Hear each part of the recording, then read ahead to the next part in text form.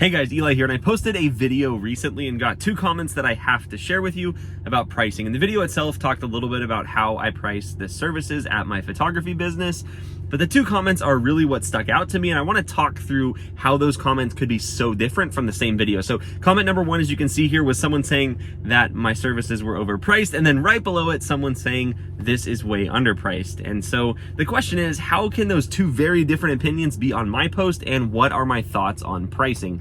So in this video, I want to break down how we price our services, and more importantly, why we price them that way, because I think that's the difference between having, in many cases, an awesome photo business and one that doesn't make very much money. And I want to do this by talking through three common price misconceptions. And the first misconception is that the photographers who charge the most make the most.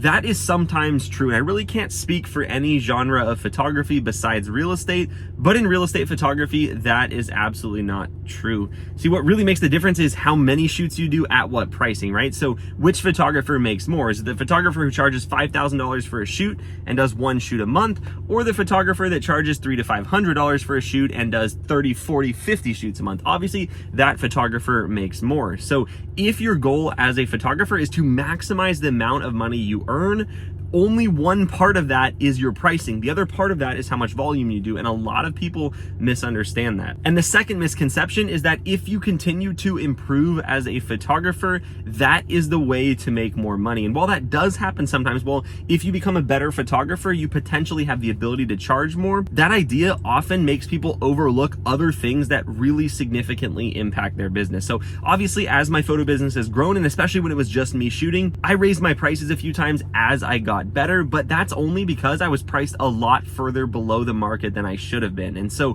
when I was getting better, I felt like I now competed in the market properly, and I could bring my prices up to market rate. And a couple times since then, despite really not getting better, in some cases we've actually become worse as a business because we've hired more photographers and there's newer photographers. Our product quality is still great, but we kept raising our prices. And so that shows that it is not, your skill is not correlated with how much you can charge in real estate photography. There are a lot of other things that matter. And when I say skill, I mean skill as a photographer, because skill in general does let you charge more, right? And so our skills are not just photography. They're in the systems we have for our business. They're in our customer service. They're in our processes we use to shoot. They're in our training and our ability to take someone who's never taken real estate photos before and quickly get them to be able to shoot photos that our clients love, that are good enough. And so while our product quality is one thing, it is a huge misconception to think that is the only thing that will allow you to raise your prices getting better product quality. Not the case at all. Sales plays a big role. A bunch of things play a big role, and your photo quality is only one part of that. So many photographers spend all of their time, like I've said in a lot of other videos, one of those core principles that I believe, they spend a lot of time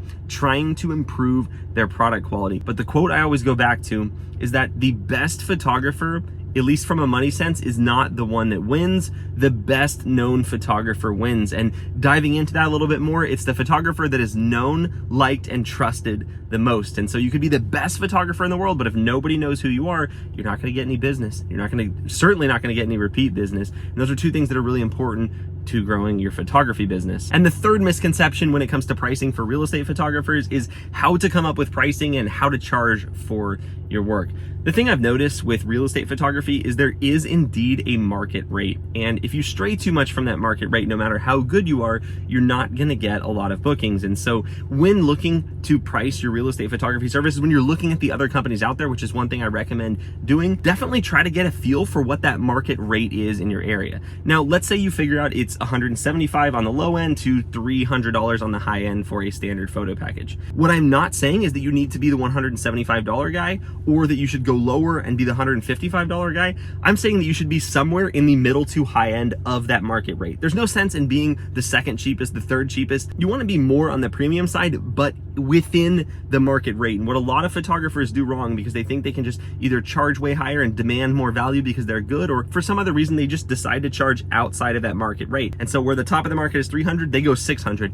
They don't get a lot of business. And maybe when they do get business, it's really high end and they like that, but they just don't get enough to fully support themselves. So again, all of my content is centered around making the most amount of money as a photographer. If you're weighing other considerations, like you want to shoot less and make less, but you're willing to sacrifice how much total you're going to make more and have to work less hours, that's a different type. What I'm talking about is the photographer who wants to maximize their income and be able to grow their business. If you are that photographer, You have to be very thoughtful about how you price your services, and I recommend doing in the top 25 of the market rate. Again, the market rate, not the guy who prices $700 and gets business every now and then.